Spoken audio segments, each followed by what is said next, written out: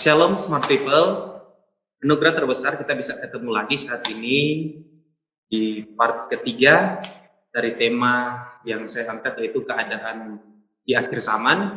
Dan saya yakin, saya percaya saat ini kita bisa bertemu lagi dalam kasih Tuhan dan anugerah Tuhan yang terbesar dalam kehidupan kita. Walaupun kita hanya lewat media sosial, tetapi saya percaya sampai dimanapun, lewat cara apapun firman Tuhan disampaikan, itu adalah salah satu bentuk amanat agung harus disampaikan dan terlaksana. Dan saya yakin, saya percaya smart people yang ada di rumah adalah orang-orang yang diberkati Tuhan. Saya yakin, saya percaya smart people yang ada di rumah adalah orang-orang yang siap mendengarkan firman Tuhan, yang ingin hidupnya dibentuk dan berakar di dalam Tuhan. Dan kita percaya anugerah yang luar biasa dari Tuhan yang bisa mempertemukan kita. Bukan karena kuat kita, bukan karena gagah kita, tetapi kita percaya semuanya hanya karena anugerah dan kemurahan Tuhan dalam kehidupan kita. Ya puji Tuhan smart people, saat ini sebelum memulai sharing kita tentang kebenaran firman Tuhan, mari kita satu dalam doa. Tuhan Yesus, kami bersyukur Engkau Allah yang sungguh ajaib dan luar biasa dalam kehidupan kami. Ketika kami bertemu saat ini dengan smart people yang ada di rumah, setiap yang mendengarkan firman Tuhan saat ini, saya yakin dan saya percaya bahwa mereka semua diberkati oleh Tuhan. Yakin kami percaya bahwa firman Tuhan tidak akan pernah kembali dengan sia-sia, sebab anugerah Tuhan yang terbesar melimpah atas kehidupan kami lewat firman Tuhan. Kami akan berakar, bertumbuh, dan berbuah lebat. Anugerah-Mu sungguh ajaib dalam kehidupan kami. Kami siap mendengarkan firman Tuhan di dalam berkat nama Tuhan Yesus Kristus. Haleluya. Amin. Ya smart people yang ada di rumah, anugerah yang terbesar sekali lagi dalam kehidupan kita sehingga kita bisa sampai di part ketiga hari ini. Tetap doakan saya untuk bisa menyampaikan kebenaran firman Tuhan secara murni, dan kita percaya jika firman Tuhan disampaikan, ada yang mustahil. Setiap manusia, setiap orang yang mendengarkan firman Tuhan atas kehendak Tuhan pasti bisa diubahkan hatinya oleh Tuhan. Dan saat ini kita akan masuk aja langsung pada part yang ketiga tentang keadaan di akhir zaman saat ini. Saudara-saudara yang saya kasih di dalam Tuhan, smart people yang ada di rumah, saya akan mengangkat dari Matius 24 ayat 10. Kita lihat dulu dalam kitab Matius 24 ayatnya yang ke-10. Ada satu keadaan manusia di akhir zaman, dan ini merupakan salah satu yang harus saya angkat, karena ini adalah menurut saya hal yang penting supaya kita dapat mencegah sehingga kita menjadi orang-orang yang lebih baik lagi di dalam Tuhan. Kita baca ayat 10, dia berbicara tentang, firman Tuhan berbicara tentang kemurtatan di akhir zaman. Saya bacakan, dan banyak orang akan murtad dan mereka akan saling menyerahkan dan saling membenci. Kita fokus kepada kata murtad di sini, saudara yang saya kasih dalam Tuhan, di mana di akhir zaman ini eskalasi atau intensitas kemurtatan di mana orang akan meninggalkan Tuhan, akan meninggalkan Yesus di akhir zaman, secara kuantitasnya akan lebih banyak lagi. Nah, saya mau membekali saudara, dan saya rindu dan saya percaya kita bukanlah salah satu di dalamnya. Karena iman saudara, kepercayaan saudara kepada Yesus itu sudah tepat. Taruhannya ini adalah surga. Dan saya yakin, saya percaya surga adalah milik saudara yang percaya kepada Yesus. Tetapi saya harus mengangkat ini karena ini adalah kondisi yang akan terjadi di akhir zaman. Dan saya rasa ini sudah mulai ada tanda-tandanya, sudah mulai terjadi, dan saya rindu lewat firman Tuhan ini. Mungkin ini juga cara Tuhan untuk saya harus menyampaikan kepada saudara bahwa di akhir zaman ini akan semakin banyak orang yang murtad. Tetapi smart people yang ada di rumah yang mendengarkan firman Tuhan ini bukanlah salah satu yang ada di dalamnya. Saya yakin itu, dan amin. Saudara bukanlah salah satu orang yang murtad. Nah saudara, saya mulai saja. Kalau dalam Matius 24 ayat 10, kata murtad ini dalam bahasa aslinya mengangkat dari skandalizo. Sekali lagi, dalam bahasa aslinya itu skandalizo, di mana berbicara tentang murtad atau tersesat atau tergoncang atau kecewa atau menolak, menjadi batu sandungan, dan lain-lain. Nah saudara yang saya kasih dalam Tuhan, di akhir zaman ini menurut patokan dari Matius 24 ayat 10, di mana orang-orang yang akan mulai tersesat, tergoncang, dan kecewa. Mereka akan mulai menolak. Sedangkan kalau kita lihat dalam Kamus Besar Bahasa Indonesia, arti kata murtad yaitu dalam Kamus Besar Bahasa Indonesia berbicara tentang berbalik belakang atau membuang imannya. Sekali lagi, berbalik belakang atau membuang imannya yang dia pernah percayai, tetapi sekarang dia sudah menolaknya. Nah, saudara yang ada di rumah, smart people yang ada di rumah yang menyaksikan channel ini, yang menyaksikan firman Tuhan saat ini, saya mau berkata kepada saudara, jangan sampai kita menjadi orang-orang yang menolak Tuhan, atau jangan sampai kita menjadi orang-orang yang tersesat atau tergoncang, sehingga kita kecewa menolak Tuhan. Kalau saudara lihat dalam 1 Timotius 4 ayat 1 sebagai ayat perbandingannya, mari kita lihat dulu. 1 Timotius 4 ayatnya yang pertama, kita lihat firman Tuhan. Firman Tuhan berbicara tentang kemurtatan juga yang akan terjadi. Ayatnya berbicara seperti ini, saudara. Tetapi Roh dengan tegas mengatakan bahwa di waktu-waktu kemudian, bahwa waktu yang akan datang nanti, ini bukan hanyalah prediksi, tetapi ini sebuah nubuatan firman Tuhan.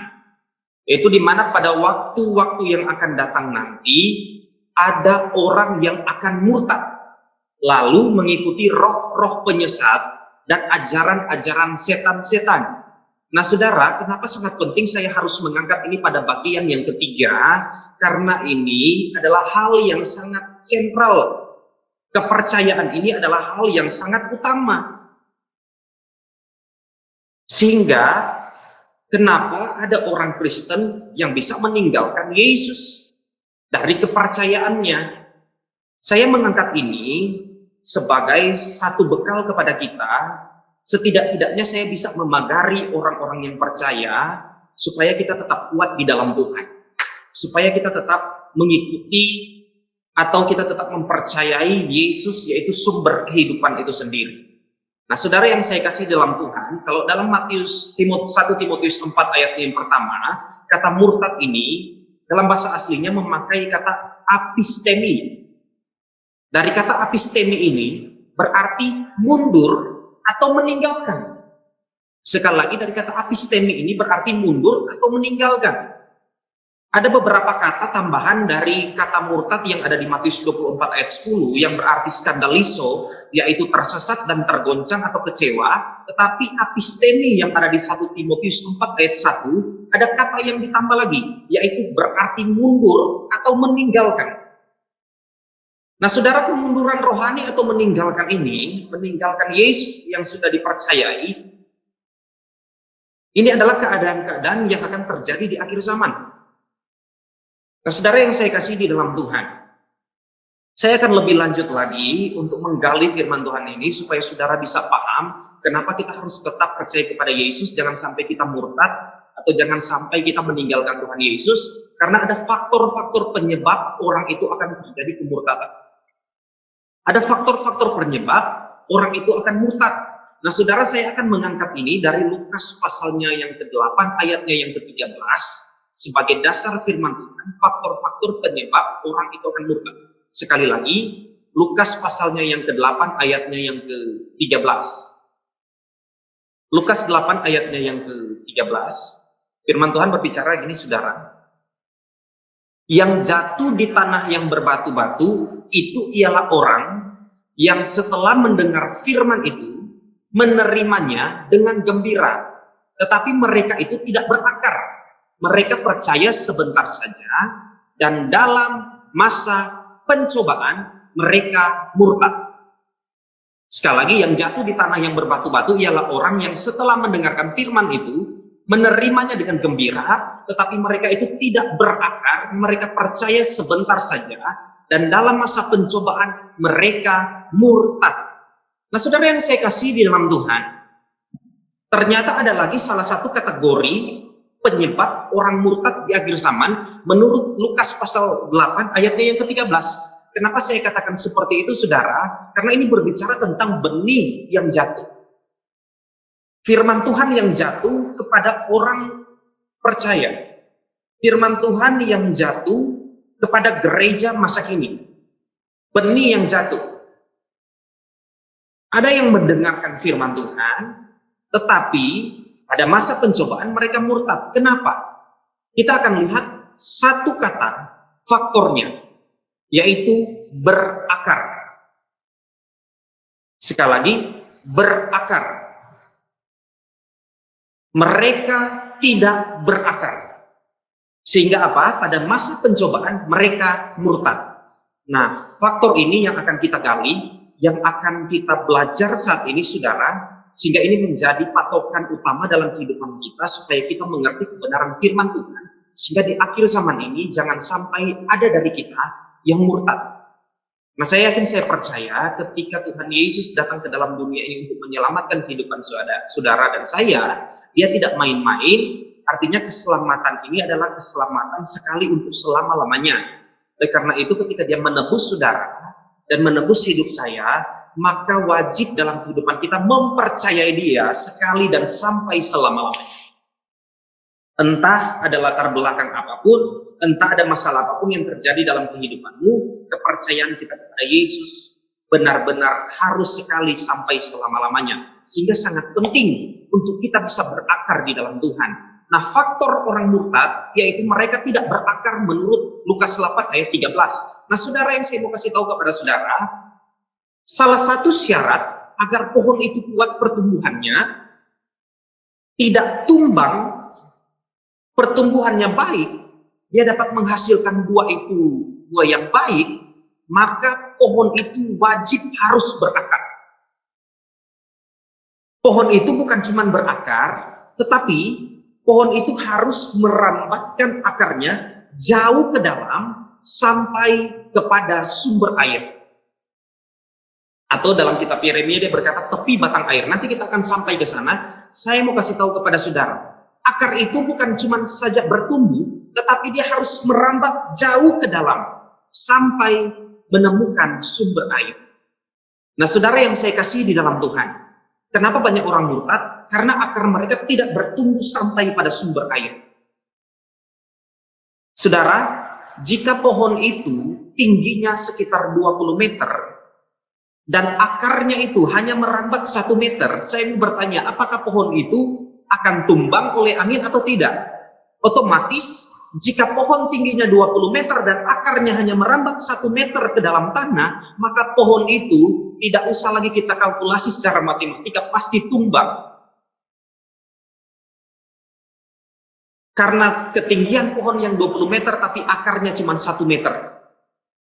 Maka pohon itu ketika angin datang pasti akan tumbang. Bagaimana dengan pohon yang tingginya 20 meter tetapi akarnya merambat jauh 25 meter sampai 30 meter ke dalam tanah? Bisa dipastikan ketika ada angin datang, pohon itu tetap akan kuat, kokoh dan teguh karena akarnya telah merambat jauh ke dalam.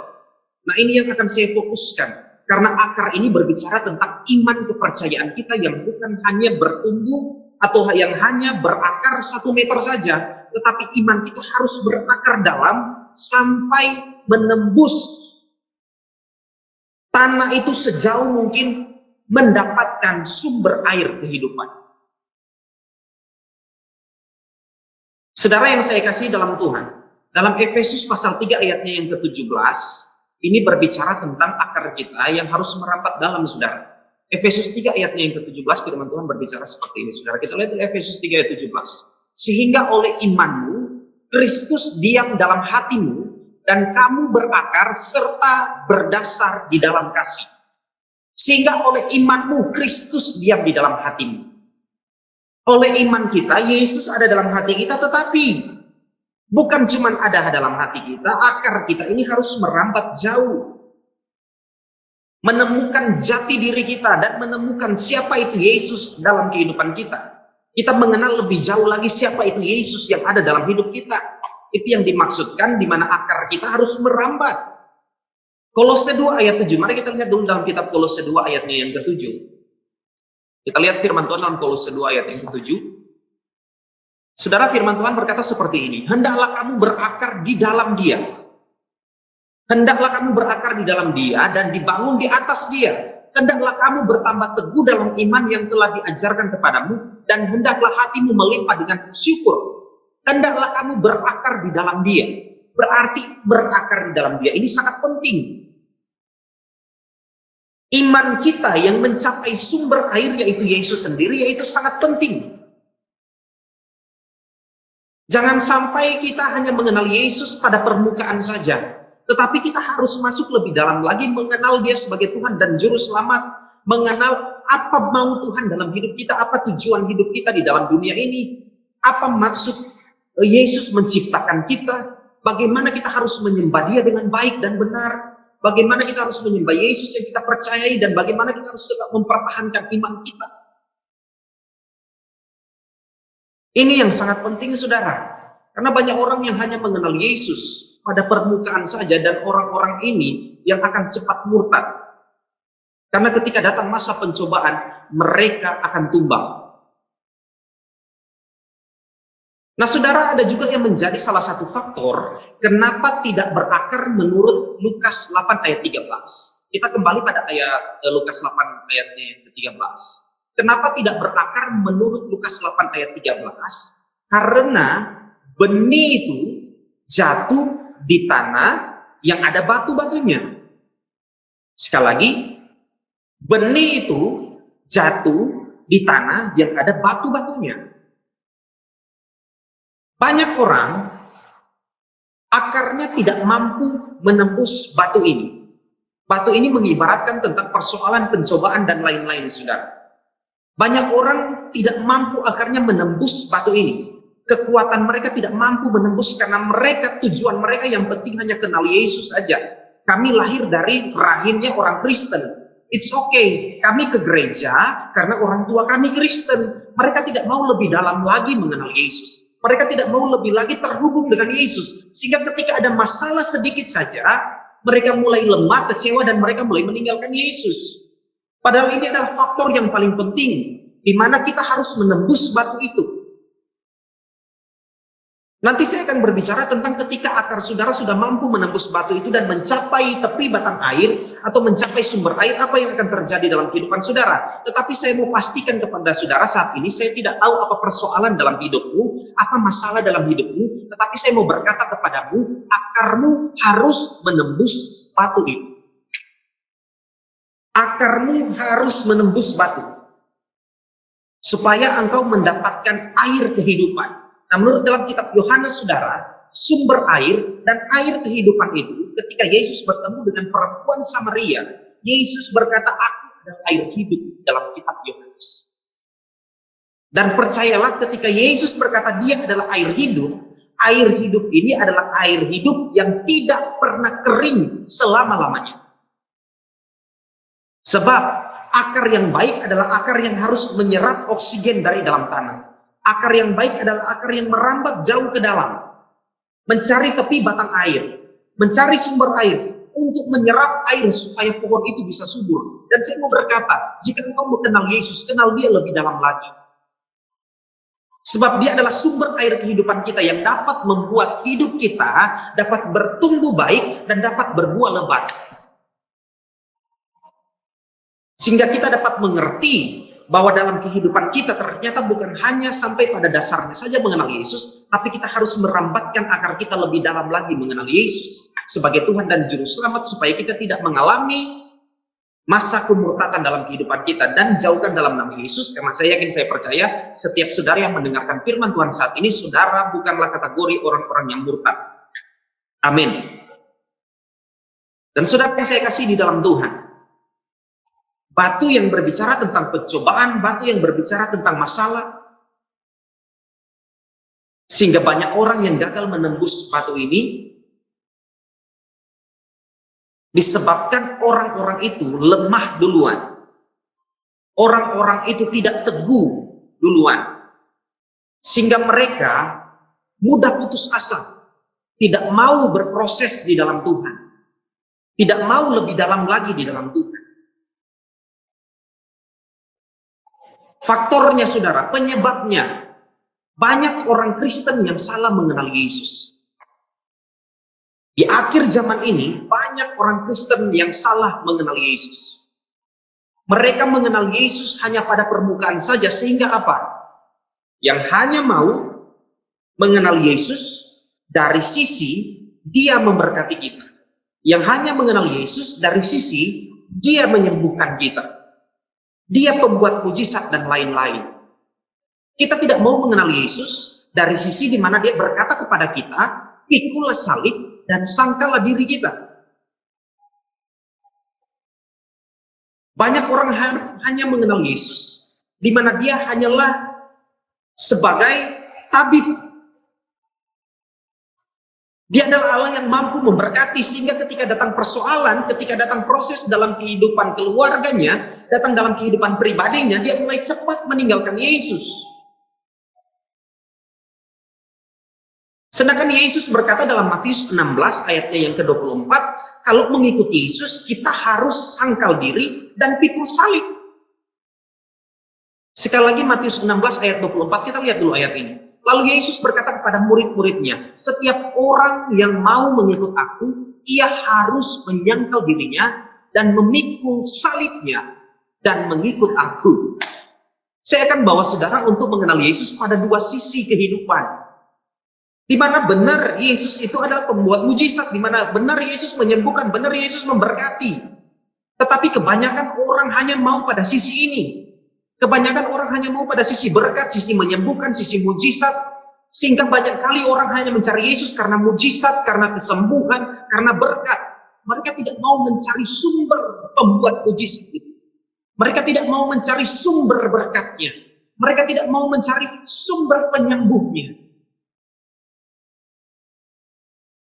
Orang yang mau mencari Yesus sebagai sumber di atas segala-galanya, dia akan mengerti bahwa kehidupannya bukan hanya mengenal Yesus sebagai sumber berkat dan penyembuh dan pembuat mujizat, tetapi dia akan mengenal bahwa hidupnya ternyata ketika mengikuti Yesus, ketika dalam ikut Yesus dia harus menyangkal diri, pikul salib, sampai selama-lamanya.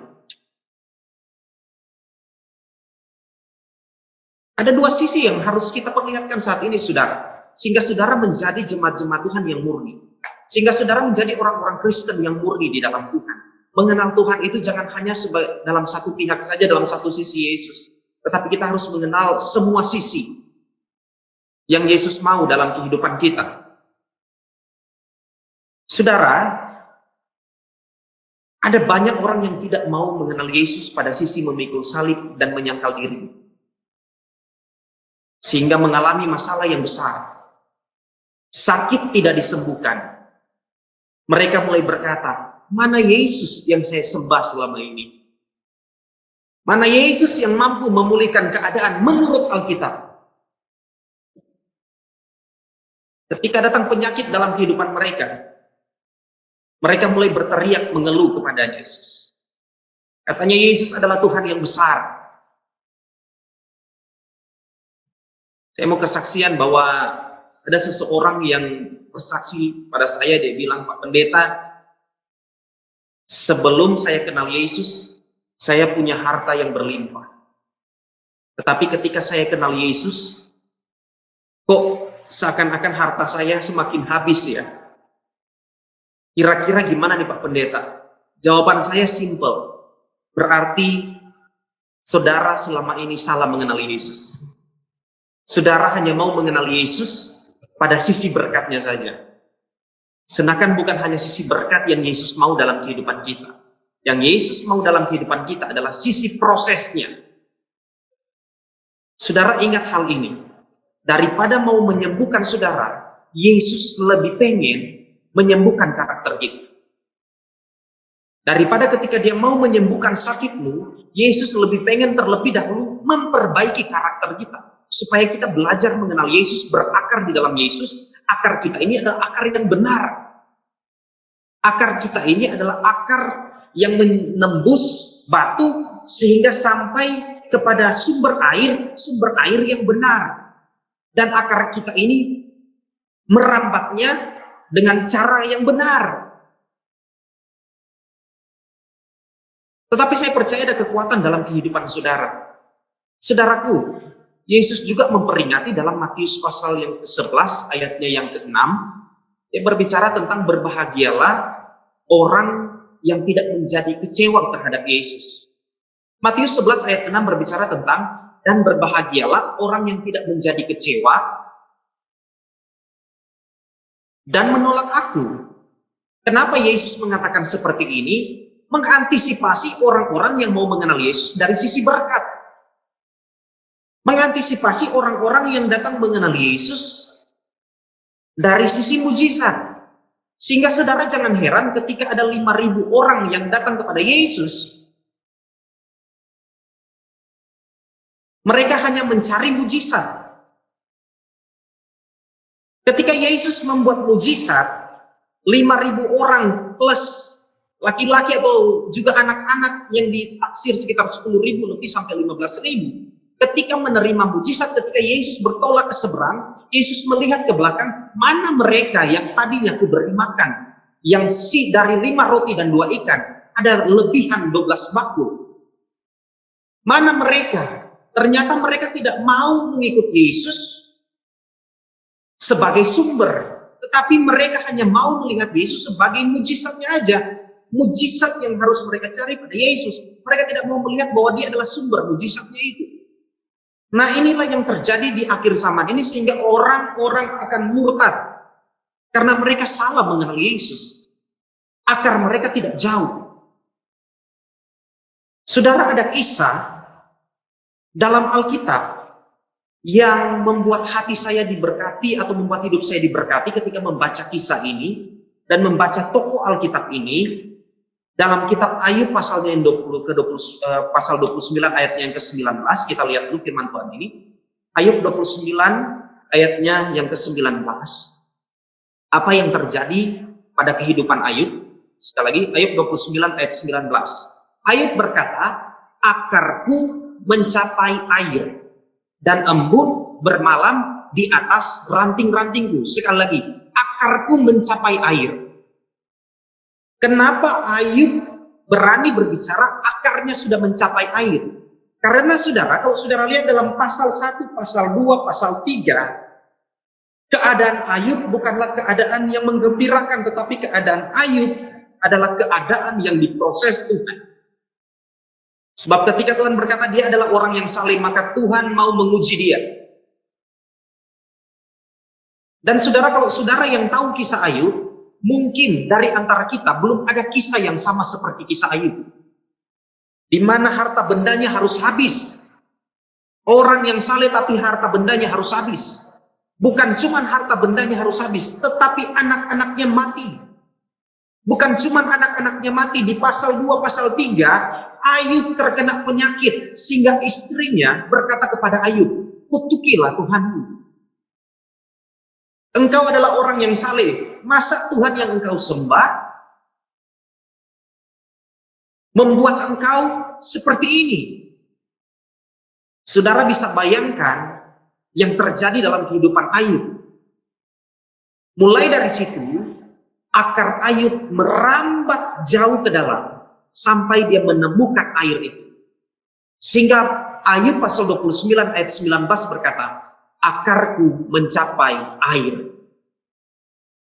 Saudara bisa bayangkan, dibutuhkan 29 pasal untuk Ayub berbicara akarku mencapai air. 29 pasal ini bukan kejadiannya hanya 1-2 hari, tetapi proses yang dialami Ayub bertahun-tahun, penyakitnya bertahun-tahun, harta bendanya harus habis bertahun-tahun. Anaknya mati meninggalkan dia selama-lamanya. Jika akar Ayub hanya ada pada permukaan, saya berani jamin Ayub pasti akan meninggalkan Allah. Tapi karena akar Ayub yang mau menembus batu persoalan itu, karena akar Ayub tahu akarnya tidak boleh berhenti hanya pada permukaan batu, tetapi Ayub tahu bahwa akarnya harus menembus batu persoalan, mencapai air itu. Saya mau kasih tahu, air itu adalah Yesus sebagai sumber air kehidupan kita. Seberapa banyak engkau yang mengalami persoalan saat ini dan akarmu belum menembus batu itu? Saya mau berkata kepadamu, Yesus kita adalah Yesus yang besar, tetapi kenalah dia bukan cuma sebagai Yesus pembuat berkat. Kenalah dia sebagai Yesus yang mau membantu merubah karakter hidupmu. Kenalah dia sebagai Yesus yang mau mengangkat tinggi imanmu. yang mau menaikkan level imanmu supaya engkau percaya kepada Yesus lebih sungguh lagi, bukan pada permukaan saja, tetapi kita mau menembus batu itu sampai kita menemukan sumber air kehidupan. Kenapa akar harus merambat jauh sampai menemukan batang air? Saudara lihat jawabannya di sini, saudara. Yeremia 17 ayatnya yang ke-8. Kita akan lihat ini, saudara. Yeremia pasalnya yang ke-17, ayatnya yang ke-8. Ia akan seperti pohon yang ditanam di tepi air, yang merambatkan akar-akarnya ke tepi batang air, dan yang tidak mengalami datangnya panas terik, yang daunnya tetap hijau, yang tidak khawatir dalam tahun kering, dan yang tidak berhenti menghasilkan buah. Saudara lihat, jika akar saudara sudah mencapai air itu, jika akar saudara, iman saudara sudah mencapai Yesus yang sebagai sumber air kehidupan, ada hal-hal yang akan saudara alami. Ada dampaknya yang akan saudara alami. Yang pertama, daunnya tetap hijau. Kondisi hidupmu akan tetap dijamin oleh Tuhan. Sekalipun ada awan yang gelap, karena ada pujian juga berkata tak selamanya mentari bersinar. Tak selamanya jalan itu akan bagus saja. Tetapi kita percaya tetap ada penyertaan Tuhan dalam kehidupan kita. Itulah yang membuat daun kita tetap hijau. Yang kedua, tidak pernah khawatir dalam tahun kering. Kenapa? Yesus adalah sumber air kehidupan, di mana air ini tidak pernah kering selama-lamanya. Ketika air ini tidak pernah kering selama-lamanya, maka pasti dijamin pohon itu tidak akan pernah mati. Pohon itu tidak akan pernah layu, karena akarnya sudah mencapai sumber air kehidupan, di mana air itu tidak pernah kering selama-lamanya. Dia tidak akan pernah khawatir dalam tahun yang kering. Tahun yang kering ini berbicara tentang tahun-tahun persoalan, tahun-tahun masalah. Dia tidak akan pernah khawatir karena ada penyertaan Tuhan. Tuhan memberikan damai sejahtera. Ini yang saya mau kasih tahu kepada saudara yang ada di rumah, pemirsa yang ada di rumah, smart people yang ada di rumah. Saudara, kita bisa memiliki iman yang besar, tetapi iman yang besar tidak cukup. Saudara harus juga memiliki iman yang benar. Iman yang besar boleh, tapi lebih baik lagi iman yang benar. Sebab iman yang benar ini yang akan menentukan apakah akar kita sudah mencapai air atau belum. Iman yang benar ini adalah iman yang dimiliki oleh Sadrak, Mesak, dan Abednego. Ketika mereka mau dibakar, apa kata-kata mereka? Mereka berkata, kami tahu Tuhan kami sanggup menyelamatkan kami, tetapi seandainya tidak. Ingat ini, kami tahu bahwa Tuhan kami sanggup menyelamatkan kami, tetapi seandainya tidak, kami tetap akan percaya kepada Dia. Mereka punya iman yang besar bahwa mereka tahu Tuhan sanggup melepaskan mereka. Tetapi mereka dibekali juga dengan iman yang benar. Seandainya tidak, kami tetap akan percaya kepada Yesus. Dalam sakitmu jangan pernah kecewa kepada Tuhan. Percaya bahwa Yesus mampu menyembuhkan, tetapi sekalipun tidak, kami tetap akan percaya kepada Yesus sebagai Tuhan dan Juru Selamat kami. Itu adalah iman yang benar. Kami tahu Tuhan kami pembuat mujizat, tetapi seandainya mujizat belum datang dalam hidup kami, kami tetap percaya Yesus sebagai Tuhan dan Juru Selamat kami. Itu yang dimaksud oleh Yeremia 17 ayat 8 tadi, di mana kita tidak akan pernah khawatir dalam tahun yang kering, karena kita percaya kita berjalan bersama-sama dengan Tuhan. Ada tangan Tuhan yang pasti memegang kita, yang akan membentuk karakter kita di tengah badai,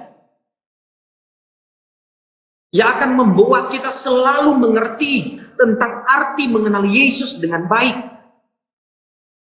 Dan ini yang paling penting, engkau tidak akan pernah berhenti menghasilkan buah. Jika buah itu akan berbuah hanya pada musimnya, tetapi Yeremia 17 ayat 8 menjamin bahwa kita tidak akan pernah berhenti menghasilkan buah sekalipun tidak pada musimnya. Inilah juga yang dikatakan Mazmur 1 ayat yang pertama, kedua, dan ketiga. Mazmur 1 ayat 1, 2, dan ketiga, tapi kita fokus dulu pada ayat yang kedua. Mari kita lihat dulu Mazmur yang pertama ayatnya yang kedua. Tetapi yang kesukaannya ialah Taurat Tuhan, dan yang merenungkan Taurat itu siang dan malam, ayatnya yang ketiga. Kita lihat ayat yang ketiga. Ia seperti pohon yang ditanam di tepi aliran air, yang menghasilkan buahnya pada musimnya, dan yang tidak layu daunnya, apa saja yang diperbuatnya apa? Berhasil.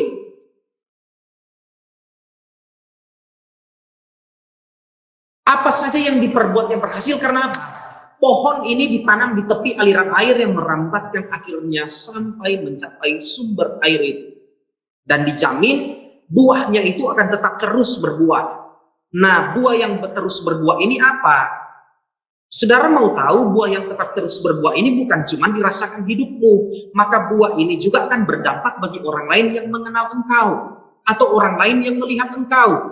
Dampaknya seperti apa? Engkau pasti memenangkan orang lain. Engkau pasti akan bisa memenangkan jiwa. Orang lain akan bertanya dalam tanda kutip, loh, kemarin kan saya lihat dia penuh dengan persoalan. Kemarin kan saya lihat dia penuh dengan masalah. Kok dia bisa tersenyum ya? Kelihatannya ekonomi mereka ini sudah mulai hancur. Kelihatannya usaha mereka gagal. Kok mereka bisa tersenyum ya? Orang-orang akan bertanya, ada apa di balik keluarga mereka? Siapa yang mereka percayai sehingga mereka tetap tersenyum? Sehingga mereka bisa berbuah di tengah badai. Ketika mereka bisa berbuah dalam tahun kering. Siapa yang mereka sembah? Orang lain akan mempertanyakan backgroundnya, latar belakang siapa yang kita sembah. Dari situlah buah itu akan menghasilkan. Orang lain akan mengenal Yesus lewat kita. Karena kita mampu tersenyum di tengah badai. Kita mampu tersenyum sekalipun kita dalam kondisi yang ada dalam kondisi sakit. Kita mampu tersenyum sekalipun ada batu persoalan dalam kehidupan keluarga kita. Ketika kita mampu tersenyum, ketika mereka bertanya, dan ketika ada jawabannya, ternyata keluarga mereka percaya kepada Yesus. Secara tidak langsung sekalipun engkau tidak memberitakan firman Tuhan dengan ayat-ayat, tetapi secara tidak langsung engkau sudah memenangkan hati orang lain. Oh, ternyata mereka dipenuhi dengan damai sejahtera karena ada Yesus di dalamnya. Karena orang-orang ini sudah merambatkan akarnya sampai menembus batu dan sampai mencapai air itu sendiri. Saudara yang saya kasih di dalam Tuhan, kemurtatan di akhir zaman terjadi karena akar mereka tidak mampu menembus batu dan mencapai air itu sendiri. Ada banyak faktor tentang kemurtatan, tetapi saya hanya mau fokus pada hal ini. Karena saya tahu ini adalah hal yang paling penting untuk saya harus katakan kepada saudara sekalian. Kenapa hal ini terjadi, saudara? Ada beberapa faktor yang saya nilai secara rohani ataupun ketika dalam pandangan saya sebagai hamba Tuhan, di mana ada banyak orang datang ke gereja. Ini juga adalah salah satu faktor di mana akar tidak merambat sampai menemukan air. Karena ada banyak orang datang ke gereja, tetapi mimbar gereja hanya menjadi tempat motivasi. Mimbar-mimbar gereja hanya dipakai sebagai tempat motivasi, sehingga iman jemaat-jemaat tidak lagi bertumbuh dengan baik. Dalam kesempatan ini saya mau berkata kepada kita semua, gereja di akhir zaman, mimbar-mimbar gereja harus dipakai untuk menyuarakan bahwa Yesus adalah Tuhan dan Juru Selamat. Untuk membangun iman jemaat-jemaat Tuhan, orang-orang yang percaya, supaya akar mereka menembus batu dan mencapai Yesus, mengenalkan Yesus secara murni, mengenalkan Yesus dengan benar. Banyak mimbar tidak lagi membicarakan tentang ketuhanan Yesus. Banyak lagi mimbar tidak menyampaikan tentang amanat agung. Kenapa kita harus menyembah Yesus? Kenapa kita harus percaya kepada Yesus? Mimbar hanya dipenuhi dengan kata-kata motivasi, dengan jaminan kesembuhan, jaminan mujizat, sehingga iman terbentuk hanya pada jaminan-jaminan itu. Padahal kita tidak mengerti bahwa orang-orang harus dimuridkan untuk mengenal Yesus sebagai Tuhan dan Juru Selamat, mempertahankan imannya sampai Tuhan datang kedua kali nanti, supaya mereka tidak murtad pada Allah lain, tidak meninggalkan Yesus. Mimbar hanya difokuskan tentang hal-hal yang tidak pasti. Mimbar hanya difokuskan kepada hal-hal yang membawa jemaat akarnya semakin dangkal, akarnya tidak merambat jauh. Mudah-mudahan dalam firman Tuhan saat ini merubah semua kita. Saat ini kita mulai harus bergerak di akhir zaman ini untuk tetap mempertahankan iman kita. Sebab Yesus datang ke dunia ini menyelamatkan hidup. Menyelamatkan hidup saya. Dan dia harus naik ke surga untuk mempersiapkan tempat, di mana ketika dia naik ke surga, ketika dia mempersiapkan tempat, otomatis jaminannya tempat itu juga yang harus kita tuju. Tidak ada otoritas di dunia ini yang bisa mempersiapkan tempat di surga selain otoritas Allah. Dan Yesus berkata ketika dia bisa mempersiapkan tempat itu, berarti Yesus mempunyai kuasa. Sehingga Yesus adalah Allah. Yesus berkata, aku adalah jalan kebenaran dan hidup. Dan tidak ada satu manusia pun, tidak ada rasul manapun, tidak ada nabi manapun yang berani berkata, aku adalah jalan dan kebenaran dan hidup, selain yang dikatakan Yesus. Jika dia berkata dia adalah jalan, jika dia berkata dia adalah kebenaran, tidak ada yang dapat datang kepada Bapa selain melalui Yesus. Saya mau berkata, berarti dia adalah Tuhan dan Juru Selamat. Saudaraku yang saya kasih di dalam Tuhan, sebagai bahan yang terakhir saya mau memperkuat kita dalam Ibrani pasal 10 ayatnya yang ke-39. Ibrani pasalnya yang ke-10 ayatnya yang ke-39. Kita lihat ayat ini. Tetapi kita bukanlah orang-orang yang mengundurkan diri dan binasa, tetapi orang-orang yang percaya dan yang beroleh hidup.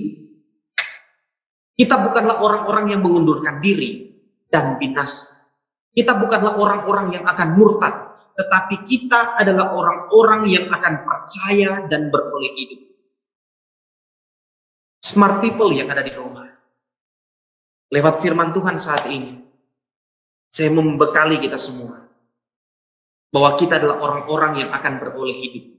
Kita adalah orang-orang yang percaya kepada Yesus dengan sungguh. Sehingga ketika satu kali kelak, ketika Yesus datang kedua kali nanti, kita adalah orang-orang yang akan bersama-sama dengan Yesus di Yerusalem yang baru. Smart people, saudara adalah orang-orang yang luar biasa.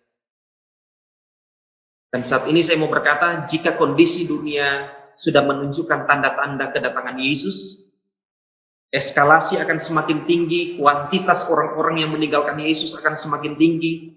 Jangan cepat-cepat khawatir dan jangan cepat-cepat kaget. Karena ini sudah dinubuatkan oleh firman Tuhan. Yang harus kita pahami saat ini, bahwa kita adalah orang-orang yang akan percaya kepada Yesus, yang akan hidup dan tidak binasa. Kita tidak akan menjadi bagian dari orang-orang yang mengundurkan diri dan murtad. Kita adalah orang-orang yang akan mengambil bagian dalam kerajaan surga. Tuhan Yesus memberkati saudara. Tuhan Yesus memberkati kita semua. Dan saya yakin, saya percaya, saudara adalah orang-orang yang hebat. Smart people di rumah, saya akan mendoakan kita semua yang ada saat ini. Dan saya yakin, saya percaya lewat firman Tuhan, biarkan firman Tuhan ini memberkati kita. Biarkan akarmu menembus batu dan merambat lebih dalam lagi, mencapai tepi batang air. Menembus batu dan mencapai air kehidupan. Yaitu adalah Yesus sendiri. Kenalah Yesus sebagai Tuhan dan Juru Selamat. Kenallah Yesus sebagai sumber kehidupan, sebagai air kehidupan, dan Dia akan membawa kita dalam kerajaan surga selama-lamanya. Mari kita satu dalam doa. Tuhan Yesus, Engkau baik dan luar biasa dalam kehidupan kami.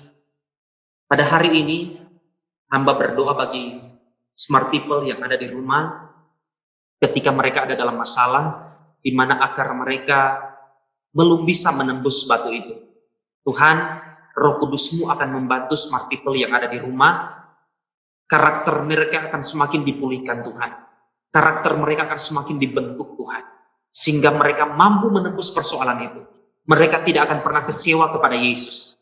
Mereka tidak akan menolak Engkau. Mereka tidak akan menjadi murtad. Tapi kami yakin, kami percaya, sekali Yesus, tetaplah Yesus. Kami tetap akan ada dalam pujian dan penyembahan. Kami tetap akan memperbaiki hidup kami. Supaya sampai selama-lamanya, kami tetap menyembah Tuhan yang benar. Kami percaya, smart people yang ada di rumah adalah orang-orang yang hebat. Orang-orang yang akan belajar mengenal Yesus lebih dalam lagi. Dan Tuhan Yesus berkati mereka ketika mereka mau belajar mengenal Engkau. Tuhan Yesus tuntun mereka ketika mereka mau belajar mengenal Engkau lebih dalam lagi. Karena hamba yakin, hamba percaya anugerah Tuhan pasti menyertai smart people yang ada di rumah. Di dalam berkat nama Tuhan Yesus Kristus, ketika hamba akhiri firman Tuhan ini, ada Roh Kudus yang akan mengingatkan kami dan menjaga kami. Dalam nama Tuhan Yesus, haleluya, amin. Terima kasih, Tuhan Yesus memberkati kita semua. Smart people yang ada di rumah, saudara adalah orang-orang yang diberkati. Tuhan Yesus memberkati. God bless.